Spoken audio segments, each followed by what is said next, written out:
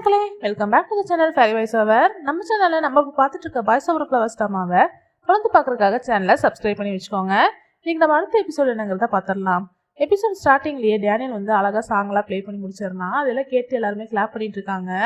நம்ம ஜெனிஃபர் மட்டும் ரொம்ப சோகமாகவே நின்று இருக்காங்க. அப்போ அந்த டேட் பண்ண பையன் போயிட்டு நம்ம ஜெனிஃபரோட ஃபேஸை பார்க்காமையே நீ ரொம்ப அழகாக இருக்க, நம்ம டேட் போகலாமான்லாம் சொல்லி பேசிட்டு இருக்கான். நம்ம ஜெனிஃபரோட ஃபேஸை பார்த்ததுமே ஜெனிஃபர் நீயா இன்னும் அடையாளமே தெரியாமல் மாறிட்ட, ரொம்ப அழகாயிட்ட அப்படிலாம் சொல்லிட்டு இருக்கான்.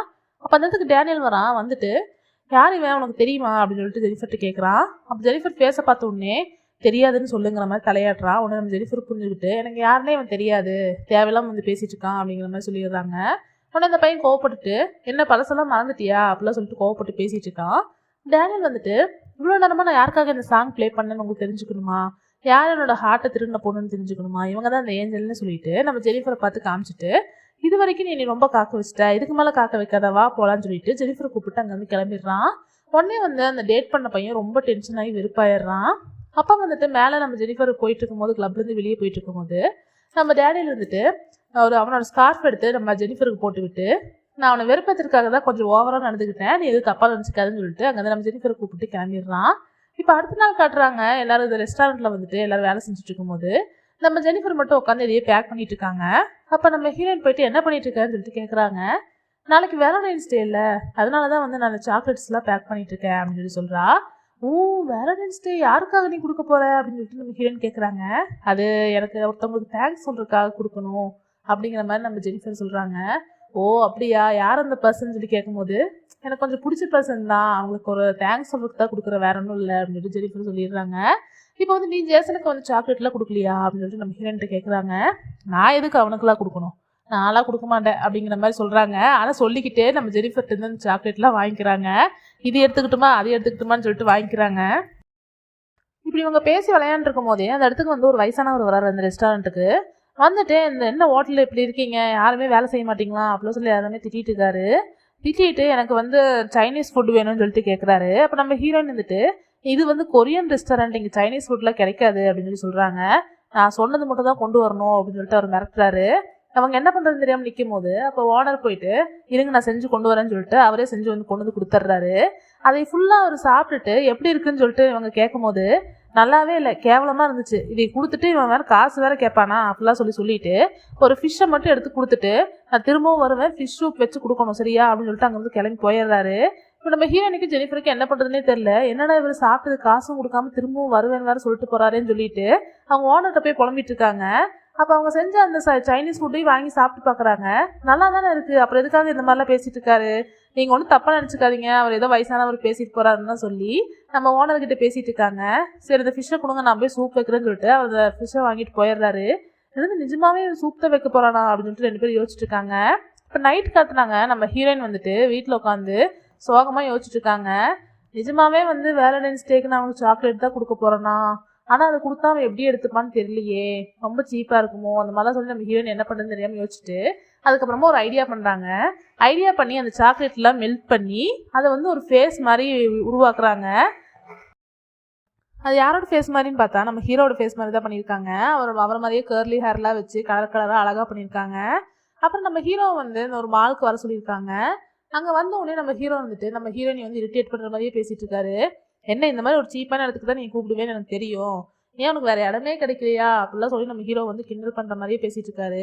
அதுக்கப்புறமா வந்துட்டு ரொம்ப குளிராக இருக்குது, வா எங்கேயாச்சும் உள்ளே போகலாம் அப்படின்னு சொல்லிட்டு சொல்கிறாரு. நம்ம ஹீரோயினையும் சரி வா அப்படின்னு சொல்லிட்டு நம்ம ஹீரோ வந்து மாலுக்குள்ளே கூப்பிட்டு போகிறாங்க. உள்ளே போனதுக்கப்புறமா இன்னைக்கு வந்து இங்கே காஃபி எல்லாம் ஃப்ரீயாமா அப்படின்னு சொல்லிட்டு நம்ம ஹீரோக்கு ஒரு காஃபி கொண்டு வந்து கொடுக்குறாங்க.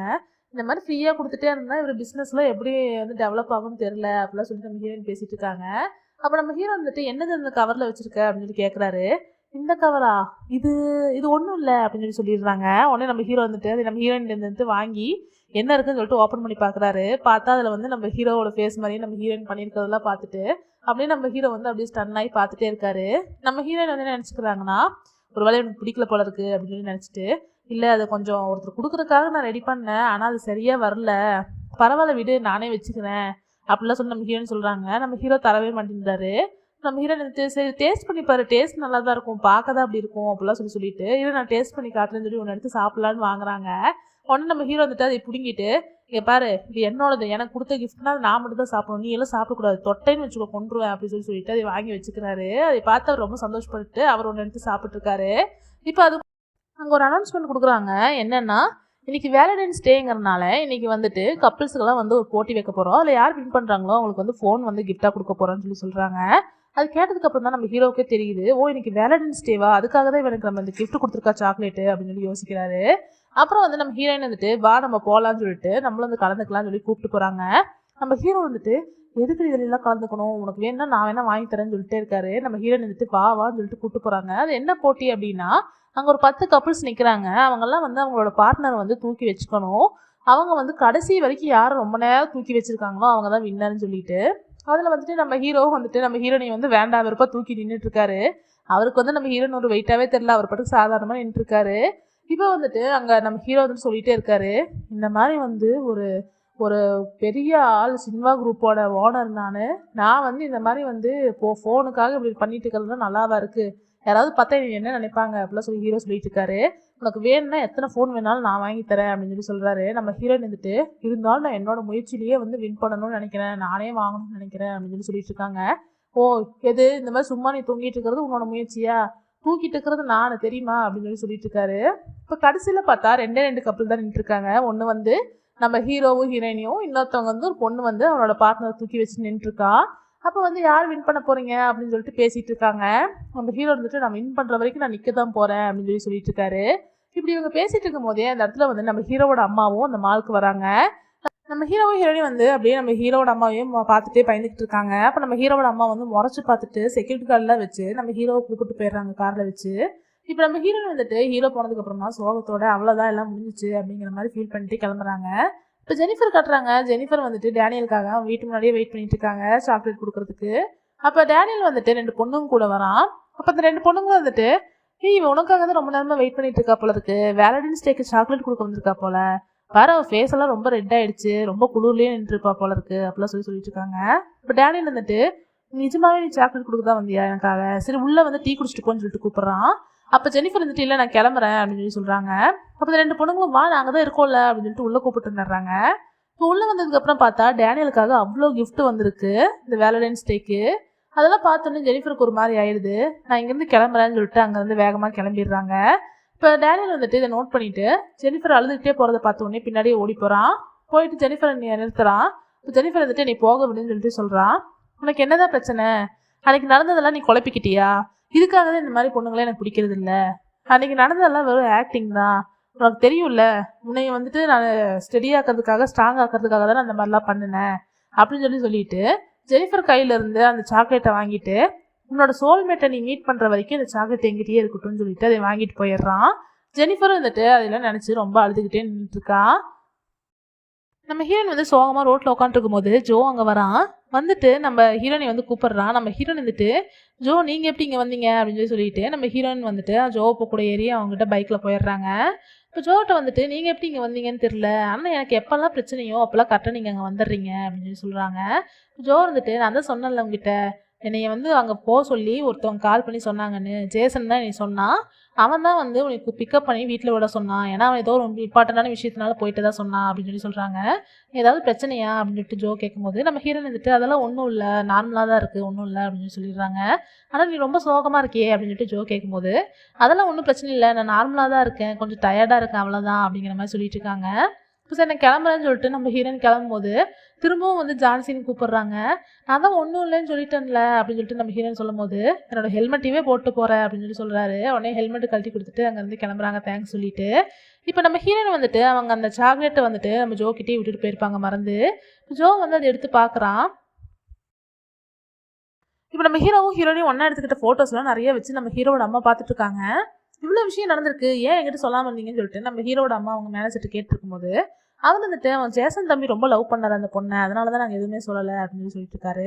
இப்போ கரெக்டாக வந்துட்டு அங்கே நம்ம ஹீரோ வந்துடுறாரு. வந்துட்டு அந்த பொண்ணை எதுவும் பண்ணிடாதீங்க, அவளுக்கு ஒன்றுமே தெரியாது, நான் தான் இதுக்கு எல்லாமே காரணம், அவளுக்கு எதுவுமே தெரியாது, ப்ளீஸ் அவள் எதுவும் பண்ணிடாதீங்கன்னு சொல்லிட்டு இருக்காரு. அப்போ நம்ம ஹீரோட அம்மா வந்துட்டு நீ யாரை பற்றி பேசிகிட்டு இருக்க, நீ டெய்லி ஒருத்தி கூட சுற்றிட்டு இருக்கிறிய, அவளை பற்றி தான் பேசிகிட்டு இருக்கியா, நீ என்ன நினச்சிட்டு இருக்க, இவ்வளோ பெரிய சினிமா குரூப்போட ஓனர் நான், இவளை பற்றிலாம் யோசிக்கிறதுக்கு எனக்கு டைம் இருக்குன்னு நினச்சிட்டு இருக்கியா, நான் எவ்வளோ பிஸின்னு உனக்கு தெரியும்ல, அதையெல்லாம் விட்டுட்டு நான் வந்து இவள் பின்னாடி சுத்திட்டு இருப்பேன் நீ நினைக்கிறியா அப்படின்னு சொல்லிட்டு சொல்றாங்க. அப்போ உங்களுக்கு டைம் இல்லை, அவளை பத்தி நீங்க யோசிக்க மாட்டீங்கன்னா தயவு செய்து அந்த விஷயத்தை அப்படியே மறந்துடுங்க ப்ளீஸ்ன்னு சொல்லிட்டு அங்க வந்து நம்ம ஹீரோ கிளம்பிடுறாரு. இப்போ நம்ம ஹீரோவோட அம்மாவும் வந்துட்டு இந்த விஷயத்தை எப்படி சரி பண்ணணும்னு சொல்லிட்டு யோசிச்சுட்டு இருக்காங்க. இப்போ வந்துட்டு நம்ம ஹீரோயின் வீட்டில் காட்டுறாங்க. அவங்கெல்லாம் உட்காந்து டிவி பார்த்துட்டு இருக்கும்போது அதில் வந்து நம்ம ஹீரோவோட அம்மா வந்து ஒரு இன்டர்வியூ கொடுத்துருக்காங்க. அதை வந்து ஓடிட்டு இருக்கு. அதை பார்த்துட்டு யார் இவங்க இவ்வளோ சூப்பராக பேசுகிறாங்க, இவ்வளோ போல்டாக பேசுகிறாங்களே அப்படிலாம் சொல்லி பார்த்துட்டு இருக்காங்க. அப்போ ஹீரோனோட தம்பி இருந்துட்டு இவங்களுக்கு தெரியாதா, இவங்க தான் ஜேசனோட அம்மா அப்படிலாம் சொல்லிட்டு இருக்கும்போது பரவாயில்லையே சூப்பராக இருக்காங்கல்ல, இவங்கள மாதிரி நம்மளும் பேச கற்றுக்கணும், ஏன்னா இவங்களோட சம்மந்தி வேற ஆக போகிறோம் அப்படிலாம் சொல்லி பேசிட்டு இருக்கும்போதே கரெக்டாக வந்து காலிங் பெல் அடிக்குது. யாருன்னு போய் ஓப்பன் பண்ணி பார்த்தா நம்ம ஜேசனாக இருப்பாங்களோ அப்படின்னு சொல்லிட்டு நம்ம ஹீரோனோட தம்பி வந்துட்டு ஓப்பன் பண்ணும்போதே ஜேசன் அப்படின்னு சொல்லிட்டு ஓப்பன் பண்ணுறான். பார்த்தா அங்கே நிற்கிறது வந்து நம்ம ஹீரோவோட அம்மா. உடனே வந்து பயந்துட்டு போய் அவங்க அப்பா கிட்டே நின்றுடுறான். இவங்க யார், இப்போதானே டிவியில் பார்த்தோம், ஓ இவர் தானே ஜேசனோட அம்மா அப்படின்னு சொல்லிட்டு வாங்க வாங்க வணக்கம்லாம் சொல்லிட்டு இருக்காங்க. நான் உங்ககிட்ட இன்ஃபார்ம் பண்ணாமல் வந்துட்டேன், நீங்கள் ஒன்றும் தப்பாக நினச்சிக்காதீங்கன்னு சொல்லிட்டு ஹீரோட அம்மா சொல்கிறாங்க. அது ஒன்றும் பிரச்சனை இல்லை, அடிக்கடி ஜேசன் தம்பியுமே இப்படி தான் சொல்லாமல் கொள்ளாமல் வருவாருன்னு சொல்லி சொல்கிறாங்க. ஓ அப்போ ஜேசன் இங்கே வருவானா அடிக்கடி அப்படின்னு சொல்லிட்டு ஹீரோட அம்மா கேட்கும்போது ஆமாம் அவர் அடிக்கடி இங்கே வருவார், சாப்பிடுவார், தூங்குவார், இங்கேயே தான் குளிப்பார், இங்கேயே தான் இருப்பாருலாம் சொல்லி சொல்கிறாங்க. சரி ஓகே நான் நேராக விஷயத்துக்கே வந்துடுறேன்.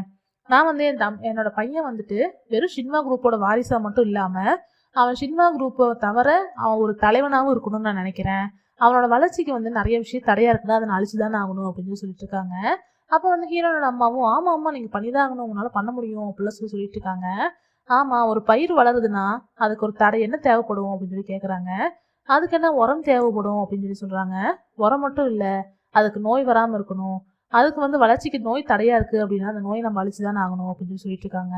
அப்போ நம்ம ஹீரோனோட அம்மா இருந்துட்டு நீங்கள் என்ன என்னோட பொண்ணை நோயின்னு சொல்கிறீங்களா அப்படின்னு சொல்லி கேட்குறாங்க. கரெக்டாக பிடிச்சிட்டிங்க, அதுதான் நான் சொல்ல வரேன், என் பையனோட வளர்ச்சிக்கு தடையாக இருக்கிறது உங்கள் பொண்ணு தான், அவளை தான் நான் நோயின்னு சொல்கிறேன். அவளை வந்து நான் விலக்கி வைக்கிறது தான் எனக்கு இப்போ நான் ஒரு அம்மாவாக நான் பண்ண வேண்டிய விஷயம். நீங்கள் ஒன்றும் சும்மா வேணும் அவனை விட்டு போக வேண்டாம், உங்களுக்கு என்ன தேவையோ அதை நான் கொடுக்குறேன்னு சொல்லிட்டு 2 பெட்டி நிறையா கொண்டு வந்து $3 மில்லியன் கொடுக்குறாங்க. இதை எடுத்துக்கிட்டு நீங்கள் வந்து என் பையனை விட்டுருங்க, உங்கள் பொண்ணை வந்துட்டு இந்த கான்ட்ராக்டில் வந்து சைன் பண்ண சொல்லுங்கள், இனிமேல் வந்து என் பையனுக்கும் அவளுக்கும் எந்த சம்மந்தமும் இல்லை, டிஸ்டர்ப் பண்ண மாட்டேன்னு சொல்லிட்டு சைன் பண்ண சொல்லுங்கன்னு சொல்லி சொல்கிறாங்க. அதையெல்லாம் கேட்ட உடனே வந்து எல்லாருமே அப்படி ஷாக் ஆகி நின்றுருக்காங்க. அப்போ நம்ம ஹீரோனோட அம்மா என்ன பண்ணுறாங்க அப்படின்னா கொஞ்சம் உப்பு எடுத்துகிட்டு வந்து நம்ம ஹீரோவோட அம்மா தலையில் வந்து கொட்டிடுறாங்க. கொட்டிட்டு இங்கேருந்து முதல்ல எந்திரிச்சு வெளியே போ, என்ன தைரியம் இருந்தால் என்னோட பொண்ணை பார்த்து நோயின்னு நீ சொல்லுவ, உன் பையனை வந்து விளக்க வைக்கணும் அப்படிங்கிறதுக்காக நீ சைன் பண்ணுறதுக்கு இந்த மாதிரி என் பொண்ணை அசிங்கப்படுத்துவியா, என்ன தைரியம் இருந்தால் எங்கள் வீட்டுக்கு வந்து என் பொண்ணையவே நீ நோயின்னு சொல்லுவேன், அது எங்கள் பெற்றவங்க முன்னாடியே நீ சொல்கிறியே, உனக்குலாம் வெக்கமா இல்லையா, முதல்ல இங்கேருந்து வெளியே போன்னு சொல்லிட்டு நம்ம ஹீரோவோட அம்மாவை வந்து அசிங்கப்படுத்தி அமுச்சு விட்டுறாங்க. இப்போ நம்ம ஹீரோவோட அம்மாவை கட்டுறாங்க. அவங்க காரில் போகும்போது ஃபீல் பண்ணிட்டே போயிட்டு இருக்காங்க. இந்த மாதிரி அசிங்கப்படுத்திட்டாங்களே, எப்படி இவங்களெல்லாம் வந்து பழி வாங்குறது அப்படிங்கிற மாதிரி யோசிச்சுட்டே கோவத்தோட போயிட்டு இருக்காங்க. இப்போ நம்ம ஹீரோயினோட வீட்டில் காட்டுறாங்க. அவங்க எல்லாருமே வந்து நம்ம ஹீரோனோட அம்மா இந்த அளவுக்கு பேசுவாங்கன்னு எதிர்பார்க்கவே இல்லை. அவங்கள வந்து பாராட்டி தள்ளிட்டு இருக்காங்க. இந்த மாதிரிலாம் நீ பேசுவேன்னு எதிர்பார்க்கவே இல்லை, எப்படி இந்த அளவுக்கு உனக்கு தைரியம் வந்துச்சு அப்படிலாம் சொல்லி நம்ம ஹீரோனோட அப்பா சொல்லிட்டு இருக்காரு. இப்போ நம்ம ஹீரோனோட தம்பி இருந்துட்டு நீங்கள் ரொம்ப சூப்பர்மா, எப்படி உங்கள் பொண்ணை விட்டு கொடுக்காம பணம் முக்கியம் இல்லை பொண்ணு தான் முக்கியம்னு பேசுனீங்க பார்த்தீங்களா, ரொம்ப ரொம்ப கிரேட்டு, நீங்கள் தான் கிரேட்டான அம்மா அப்படின்லாம் சொல்லிட்டு இருக்கான். அப்போ நம்ம ஹீரோனோட அம்மா வந்துட்டு என்னடா விளையாட்டு இருக்க, பணம் தாண்டா முக்கியம், எப்பவுமே எல்லா விஷயத்துலையுமே பணம் மட்டும்தாண்டா முக்கியம் அப்படின்னு சொல்லி சொல்கிறாங்க.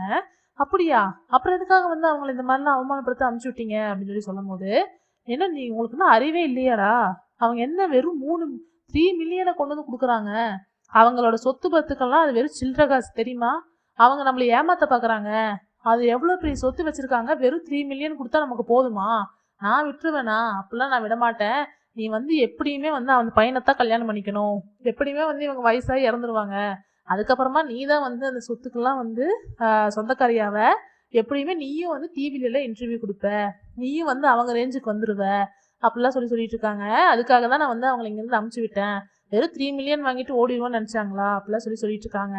அதெல்லாம் கேட்டு நம்ம ஹீரோயின் வந்துட்டு இன்னும் இவங்க திருந்தலையா அப்படின்னு சொல்லி யோசிச்சுட்டு இருக்காங்க. அடுத்தலாம் நம்ம ஹீரோயின் வந்து ஸ்விம் பண்ணிட்டு இருக்காங்க. நம்ம ஹீரோவோட அம்மா சொன்னதெல்லாம் யோசிச்சு பார்த்துட்டே ஸ்விம் பண்ணிட்டு சோகத்தோட வந்துட்டு இருக்கும்போது அங்கே ஏதோ பியானோ சவுண்டு கேட்குது. என்னன்னா இந்த டைமில் பியானோ சவுண்டு கேட்குதுன்னு சொல்லி நம்ம ஹீரோயின் போய் பார்த்தா அங்கே ஜோதா உட்காந்து பியானோ வாசிச்சுட்டு இருக்கான். இப்போ நம்ம ஹீரோயின் போயிட்டு என்ன பண்ணுற இந்த டைமில் அப்படின்னு சொல்லி கேட்கும்போது நீ என்ன பண்ணுற இந்த டைமில், இங்கே எதுக்கு ஸ்விம் பண்ண வந்த, ஏன் சோகமாக இருக்கியா, சரி பரவாயில்லவா நம்ம 2 பேர் சேர்ந்து பியானோ வாசிக்கலாம்னு சொல்லிட்டு கூப்பிட்றான். நம்ம ஹீரோயினையும் போயிட்டு அவங்க கூட சேர்ந்து பியானோ வாசிச்சுட்டு இருக்காங்க. அவங்க கொஞ்சம் பியானோ வாசிக்க கொஞ்சம் வந்து சோகமெல்லாம் மறந்து சந்தோஷமாக சிரிக்க ஆரம்பிக்கிறாங்க. அதையெல்லாம் பார்த்து ஜோவுமே வந்து ரொம்ப சந்தோஷப்படுறான் நம்ம ஹீரோயின் சிரிக்கிறத பார்த்து. இப்போ அடுத்த நாள் காட்டுறாங்க, நம்ம ஹீரோயின் வந்துட்டு ரெஸ்டாரண்ட்ல வந்து உட்காந்துருக்கும் போது அவங்களுக்கு ஒரு கால் வருது. என்னன்னு பார்த்தா அவங்க ஃபேமிலியில் ஃபோன் பண்ணி அழுதுகிட்டு இருக்காங்க. நம்ம ஹீரோயினையும் போயிட்டு என்ன ஆச்சுன்னு சொல்லி கேட்கும்போது, இனிமேல் வந்துட்டு நம்மளை வந்து கடையெல்லாம் போடக்கூடாதுன்னு சொல்லிட்டாங்க. இனிமேல் நம்ம ட்ரை கிளீன் கடையே எதுவுமே போட முடியாது. ஏன்னா நமக்கு ரெண்ட்டுக்கு விட்டுருந்தவங்களை வந்து இந்த ஜேசனோட அம்மா வந்து காசு கொடுத்து விலைக்கு வாங்கிட்டாங்க. இனிமேல் நம்மளை எங்கேயுமே வந்து தொழில் பண்ணவே விட மாட்டேன்னு சொல்லிட்டாங்க. அப்படிலாம் சொல்லி அவங்க வீட்டில் இருக்கிற எல்லாருமே வந்து அழுதுகிட்டு இருக்காங்க. இப்போ எப்படி நம்ம சாப்பிட்றது, நமக்கு எந்த காசு வரும், இந்த மாதிரி இவ்வளோ மோசமாக இருக்கா அந்த பொம்பளை அப்படிலாம் சொல்லி அவங்க அம்மா அப்பா எல்லாருமே ரொம்ப அழுதுகிட்டு இருக்காங்க. நம்ம ஹீரோயினையும் என்ன பண்ணுறதுன்னு தெரியாமல் வருத்தத்தோடு உட்காந்துருக்காங்க. இப்போ அடுத்த நாள் வந்துட்டு இவங்க என்ன பண்ணலாம்னு நினைக்கிறாங்க அப்படின்னா, இந்த ரைஸ் பன்னு காஃபி இதெல்லாம் வந்து இந்த டிராஃபிக்காக இருக்கிற இடத்துல எல்லாம் சேல் பண்ணலாம். அப்போ கொஞ்சம் அதில் நம்ம காசு வரும்னு நினச்சிட்டு அடுத்த நாள் போயிட்டு இந்த மாதிரி டிராஃபிக்காக இருக்கிற இடத்துல எல்லாம் வந்துட்டு கத்தி கத்தி வந்து வித்துட்ருக்காங்க. அப்போ வீட்டில் இருக்கிற எல்லாருமே வந்து ரைஸ் கேக்குன்னெலாம் சொல்லி கத்தி கத்தி வித்துட்ருக்காங்க. ஆனால் நம்ம ஹீரோனோட அம்மானால மட்டும் அதை கத்த முடியல. ஏன்னா அவங்க கொஞ்சம் வெக்கப்படுறாங்க. இந்த மாதிரி வந்து பப்ளிக்கில் வந்துட்டு கத்துறதுக்குலாம் வந்து கொஞ்சம் கூச்சப்படுறாங்க. இந்த மாதிரி அவங்க வித்துட்டு இருக்கும் போது அந்த டிராஃபிக்கில் தான் வந்துட்டு நம்ம ஹீரோவும் இருக்காரு. அவர் வந்து அவங்க அம்மாட்ட, இப்போ எதுக்காக என்னையை அங்கே கூப்பிட்டு போகிறீங்க, நீங்கள் மட்டும் போக வேண்டியதானே, என்ன எதுக்கு கூப்பிட்டுருக்கீங்க அப்படின்னு சொல்லி கேட்குறாரு. அப்போ நம்ம ஹீரோவோட அம்மா வந்துட்டு, ஏன்னா நீ தான் வந்து சின்வாவோட வாரிசு, நான் வாரிசு கிடையாது அப்படின்னு சொல்லிட்டு இருக்காங்க. எதுக்கு இங்கே டிராஃபிக்கில் நின்றுருக்கீங்க, வேறு வழியில் போக வேண்டியது தானே அப்படின்னு சொல்லிட்டு ஹீரோ சொல்லிட்டு இருக்கும்போது, அப்போ ஹீரோவோட அம்மா இருந்துட்டு அங்கே அவங்க மேனேஜர்கிட்ட, அங்கே பாருங்கள் அங்கே எதோ வித்துட்டு இருக்காங்களா, அதை என்னன்னு சொல்லி வாங்குங்க அப்படின்னு சொல்லி சொல்கிறாங்க. அப்போ அந்த மேனேஜரும் வந்துட்டு நம்ம ஹீரோயினை கூப்பிட்டு ஒரு ரைஸ் பன் கொடுங்கன்னு சொல்லிட்டு கேட்டு வாங்குறாங்க. நம்ம ஹீரோயினி யாருன்னே தெரியாமல் கொண்டு போய் வித்துட்டு இருக்கும்போது தான் பார்க்குறாங்க, அது வந்து நம்ம ஹீரோ தான் உள்ளே உட்காந்துருக்காருன்னு சொல்லிட்டு. நம்ம ஹீரோவுக்குமே ஹீரோயின் ஃபுல்லாக வித்துட்டு இருக்கிறத பார்த்தோன்னே ரொம்ப கோவம் வருது. அவர் வெளியில் எந்திரிச்சு போகலான்னு சொல்லிட்டு போகும்போது நம்ம ஹீரோவோட அம்மா வந்துட்டு அவரோட கையை பிடிச்சிக்கிறாங்க. அப்போ வந்துட்டு நம்ம ஹீரோயின் வித்துட்டு ரொம்ப சோகத்தோடு தான் இருக்காங்க. இருந்தாலுமே அவங்க முன்னாடி ரொம்ப தேங்க்ஸ்லாம் சொல்லிட்டு அந்த பக்கமாக போகலான்னு சொல்லிட்டு போகும்போது, இது என்ன பண்ணுறதுன்னு சொல்லிட்டு மேனேஜர் கேட்குறாரு. அதை தூக்கி வீசிடுங்க, அது ரொம்ப குப்பையாட்டம் இருக்குது ஸ்மெல்லே, அதை போய் யாராவது திம்பாங்களா, தூக்கி வீசிடுங்கிற மாதிரி நம்ம ஹீரோயின் முன்னாடியே வந்து அவமானமாக பேசியிருந்தாங்க. நம்ம ஹீரோவுக்கும் ரொம்ப கோபம் வருது. அங்கேருந்து நம்ம ஹீரோவோட கார் கொஞ்சம் தூரம் போகும்போது நம்ம ஹீரோயின் வந்து ரொம்ப சோகத்தோட என்ன பண்ணுறதுன்னு தெரியாமல் நின்றுட்டு இருக்கும்போது நம்ம ஹீரோ வந்துட்டு அவங்க அம்மா வந்து கையை விட்டுட்டு காரை நிறுத்துங்கன்னு சொல்லி சொல்கிறாங்க. கத்தி காரை நிறுத்த சொல்லிட்டு நம்ம ஹீரோவோட அம்மாவோட கையை உதறி விட்டுட்டு அங்கேருந்து வேகமாக எந்திரிச்சு வராரு. கார்லேருந்து வெளியே வந்து நம்ம ஹீரோயினுக்கு வந்து வேகமாக வந்து கிஸ் பண்ணிடுறாரு. அதை பார்த்த உடனே நம்ம ஹீரோனோட அம்மா இருந்துட்டு அம்மா அப்பா எல்லாருமே வந்துட்டு என் பொண்ணோட லவ்வை பார்த்தீங்களா அப்படின்லாம் சொல்லி பெருமைப்பட்டுட்டு இருக்காங்க. ஆனால் நம்ம ஹீரோவோட அம்மா வந்துட்டு அப்படியே அழுகிற மாதிரி உட்காந்துருக்காங்க. நம்ம ஹீரோ வந்துட்டு நம்ம ஹீரோயினிக்கிட்ட வந்து பேசிகிட்டே வந்துட்டு இருக்காரு. எதுக்கு இந்த மாதிரிலாம் பண்ணிட்டு இருக்கீங்க, உங்களுக்கு அந்த பிஸ்னஸ் பண்ண முடியல அப்படின்னா வேற ஏதாவது பிஸ்னஸ் ஸ்டார்ட் பண்ண வேண்டியதானே, எதுக்காக வந்து இந்த மாதிரி எம்பாரஸ்மெண்ட்டோட வந்து ரோட்டில் நின்று அப்படின்னு சொல்லிட்டு நம்ம ஹீரோ சொல்லும் போது நம்ம ஹீரோயின் ஒரு மாதிரி வந்து சோகமாக பார்க்குறாங்க. கரெக்டு தான், உனக்கு எம்பாரஸ்மெண்ட்டாக தான் இருக்கும், ஆனால் எங்கள் ஃபேமிலி அப்படி தான், நாங்கள் என்ன பண்ண முடியும், நாங்கள் சாப்பிட்றதுக்காக ஏதாவது வேலை செஞ்சு தானே ஆகணும், நீ வந்து என்னை லவ் பண்ணுறதுனால எதுவுமே இங்கே மாறிடாது, என்னோட ஃபேமிலி இந்த மாதிரி டிஃப்ரெண்ட்டு, நீ உன்னோட ஃபேமிலி டிஃப்ரெண்ட்டுன்னு தெரிஞ்சு தானே நம்ம லவ் பண்ணோம், இதனால் திடீர்னு என்ன மாறிட போகுது அப்படின்னு சொல்லிட்டு நம்ம ஹீரோயின் சொல்கிறாங்க. இப்போ என்னை என்ன தான் பண்ண சொல்கிற, நீங்கள் இந்த மாதிரி வந்து ரோட்டில் நின்று சேல் பண்ணிட்டு இருக்கிறதுலாம் நான் வேடிக்கை பார்க்கணும்னு நினைக்கிறியா அப்படின்னு சொல்லிட்டு ஹீரோ கேட்குறாரு. நம்ம ஹீரோயின் வந்துட்டு ஆமாம் நீ என்னை லவ் பண்ணுறீங்கன்னா நீ அதை பண்ணி தான் ஆகணும் அப்படின்னு சொல்லிட்டு இருக்காங்க.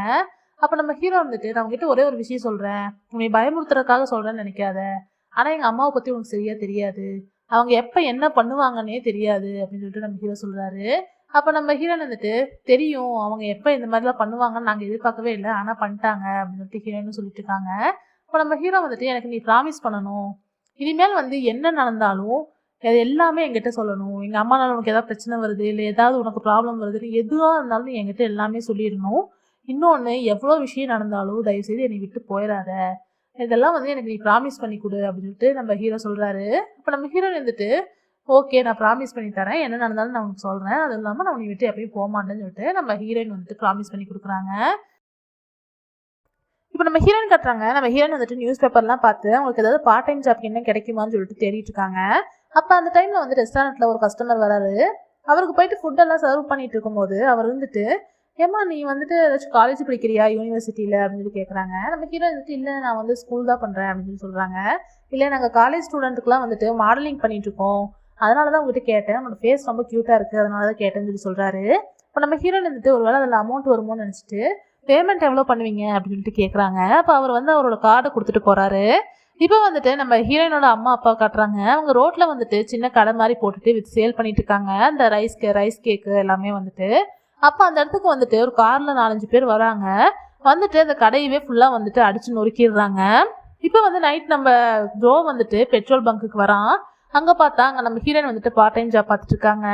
அவங்க வந்துட்டு வேற யாரும் நினச்சிட்டு பெட்ரோல் எவ்வளோக்கு வேணும் அந்த மாதிரிலாம் சொல்லிட்டு போட்டுருக்கும் போது ஜோ வந்துட்டு ஃபுல் பண்ணிடுங்க அப்படின்னு சொல்கிறான். வாய்ஸ் கேட்ட உடனே ஜோ நீங்களா அப்படின்னு சொல்லிட்டு சொல்கிறாங்க. அப்போ வந்துட்டு ஜோ வந்துட்டு ஒரு காஃபி கொடுத்துட்டு ஏன் இவ்வளோ கஷ்டப்படுற, உனக்கு இதுவே வந்து ரொம்ப டூ மச்சாக தெரியலையா, நிறையா நீ வேலை செய்கிற மாதிரி தெரியலையா அப்படின்னு சொல்லி கேட்குறாங்க. நம்ம ஹீரோயின் வந்துட்டு இல்லை இதெல்லாம் நான் பண்ணித்தான் ஆகணும், அதுவும் இல்லாமல் என்னை பற்றி உங்களுக்கு தெரியல, நான் எவ்வளோ ஸ்ட்ராங்கான பொண்ணுன்ட்டு, நான் ரொம்ப ஸ்ட்ராங்கான பொண்ணு, எனக்கு இதெல்லாம் ஒரு விஷயமே இல்லை அப்படிலாம் சொல்லிட்டு இருக்காங்க. அவங்க பேசிட்டு இருக்கும் போதே அவங்க நோஸ்லேருந்து பிளட் வருது. அப்போ நம்ம ஜோ இருந்துட்டு நீ பொய் சொல்கிறேன்னு உன்னோட உடம்பே காட்டி கொடுக்குது அப்படின்னு சொல்லிட்டு அவரோட கர்ச்சீஃப் எடுத்து நம்ம ஹீரோனோட மூக்கில் இருக்கிற அந்த பிளட்லாம் வந்து தொடச்சி விடுறாரு. ஏன் இந்த மாதிரிலாம் கஷ்டப்படுற, எனக்கு இது ரொம்ப கஷ்டமாக இருக்கும் நீ பார்க்கும்போது அப்படின்னு சொல்கிறாரு. அப்போ நம்ம ஹீரோயின் வந்துட்டு என்ன பண்ணுறதுன்னு தெரியாமல் இருக்கும் போது அப்போ நீங்கள் இதை வந்து ஜேசன்கிட்ட சொல்லிடாதீங்க, என்னோட பிரச்சனைகள்லாம் நானே ஃபேஸ் பண்ணிக்கணும்னு நினைக்கிறேன், ப்ளீஸ் அவங்ககிட்ட சொல்லாதீங்கன்னு சொல்லிட்டு நம்ம ஹீரோயின் சொல்கிறாங்க. அப்போ ஜோ இருந்துட்டு எனக்கு ஜேசனை நினச்சா ரொம்ப பொறாமையாக இருக்குது அப்படின்னு சொல்லிட்டு அங்கே வந்து கிளம்பி போயிடுறாரு. இப்போ அடுத்த நாள் கட்டுறாங்க. நம்ம ஹீரோனோட தம்பியும் ஹீரோயினும் வந்துட்டு இருக்கும்போது அப்போ நம்ம விக்கியோட ஃப்ரெண்ட்ஸுங்கெல்லாம் வந்துட்டு ஏன்டா நீ மதியானம் சாப்பிட மாட்டியா, அது கூட காசு இல்லையா உனக்கு, எல்லாரோட சாப்பிட்ற வாயெல்லாம் பார்த்துட்டு இருக்க அப்படின்னு சொல்லி கிண்டல் பண்ணி சிரிச்சிட்டு இருக்கானுங்க. அப்போ நம்ம ஹீரோயின் வந்துட்டு ஏன் நீ சாப்பிடல அப்படின்னு சொல்லி கேட்குறாங்க. இல்லை எனக்கு பசிக்கல அதனால தான் நான் சாப்பிடல அப்படின்னு சொல்கிறான். பொய் சொல்லாத உண்மையை சொல்லுன்னு சொல்லும் போது மணி இல்லை எப்படி நம்ம சாப்பிட முடியும், எனக்கு வந்து காசு கொடுத்து அங்கே சாப்பிட்றதுக்கு எனக்கு விருப்பம் இல்லை அதனால தான் அப்படின்னு சொல்கிறான். அப்போ வந்து என்னோட டீச்சர்ஸும் கொடுக்குறேன்னு தான் சொன்னாங்க, எனக்கு அப்படி அந்த மாதிரிலாம் வாங்கி சாப்பிடணும்னு எனக்கு விருப்பம் இல்லை அப்படின்னு சொல்லிட்டு சொல்கிறான். ஏன் நீ இதை என்கிட்ட சொல்லவே இல்லை அப்படின்னு சொல்லிட்டு ஹீரோன்னு கேட்கும்போது உங்ககிட்ட நான் எப்படி சொல்கிறது, நீ ஆல்ரெடி வந்துட்டு காலையில் எந்திரிச்ச உடனே பால் பேக்கெட் போடுற, அப்புறம் வந்து நியூஸ் பேப்பர் போடுற, திரும்பவும் வந்து ரெஸ்டாரண்ட்டுக்கு போய் ஒர்க் பண்ணுற, அதுக்கப்புறம் நைட்டு வந்து பெட்ரோல் பங்க்கில் ஒர்க் பண்ணுற, நீயே இவ்வளோ கஷ்டப்பட்டு இருக்கும்போது நான் எப்படி உங்ககிட்ட வந்து சொல்லுவேன், நான் ஒரு நேரம் சாப்பிடாதுன்னா ஒன்றும் செத்துற மாட்டேன் அப்படின்னு சொல்லிட்டு அங்கே வந்து அவன் போகிறான். அதையெல்லாம் கேட்ட உடனே நம்ம ஹீரோயினுக்கு ரொம்ப சோகமாகுது. அவங்க என்ன பண்ணுறதுன்னு தெரியாமல் பேக்கெட்டுக்குள்ளே கை விடும்போது அப்போ வந்துட்டு அந்த விசிட்டிங் கார்டு அந்த ஆள் கொடுத்தது அவங்க பேக்கெட்டில் இருக்குது, அதை எடுத்து பார்த்துட்டு அங்கே போய் பார்க்கலாம் அப்படின்னு சொல்லி நினச்சிட்டு அங்கே போய் பார்க்கலான்னு சொல்லி போகிறாங்க. அப்போ அங்கே போயிட்டு இருக்கும் போது அங்கே வந்து ஒரு ஆள் வந்து நம்ம ஹீரோயினை இடிக்கிறான். அப்போ நம்ம ஹீரோயின் கையில் இந்த கார்டு வந்து கீழே விழுகுது. அதையும் அவனே வந்து எடுத்து கொடுத்துட்டு போகிறான். ஆனால் நம்ம ஹீரோயின் பேசுறது அவன் கண்டு கூட மாட்டேன்றான். இப்போ நம்ம ஹீரோயின் வந்துட்டு அங்கே கொஞ்சம் பயந்து தான் உள்ளே போகிறாங்க. அந்த ப்ரொடக்ஷன் அந்த ஆஃபீஸ்க்கு போகும்போது உள்ளே வந்து யாருமே இல்லை. நம்ம ஹீரோயின் வந்துட்டு டோர் நாக் பண்ணிவிட்டு எக்ஸ்கியூஸ் மீன்லாம் கூப்பிட்றாங்க, ஆனால் உள்ளே யாருமே இல்லை. ஸோ உள்ளே போய் பார்க்கலான்னு சொல்லிட்டு நம்ம ஹீரோயின் உள்ளே போனால் அங்கே வந்துட்டு டோர் வந்து டக்குன்னு லாக் ஆயிடுது. நம்ம ஹீரோயின் வந்து அப்படியே ஷாக் ஆகி நிற்கிறாங்க. இதோட இன்னைக்கான எபிசோடு முடிஞ்சுது. இந்த ட்ராமா உங்களுக்கு பிடிச்சிருக்கும்னு நம்புகிறேன். இந்த வீடியோ உங்களுக்கு பிடிச்சிருந்தா லைக் பண்ணி ஷேர் பண்ணி சப்போர்ட் பண்ணுங்கள். மறக்காமல் சேனலை சப்ஸ்கிரைப் பண்ணிடுங்க. நாளைக்கு நம்ம அடுத்த வீடியோவில் மீட் பண்ணலாம். பாய் மக்களே.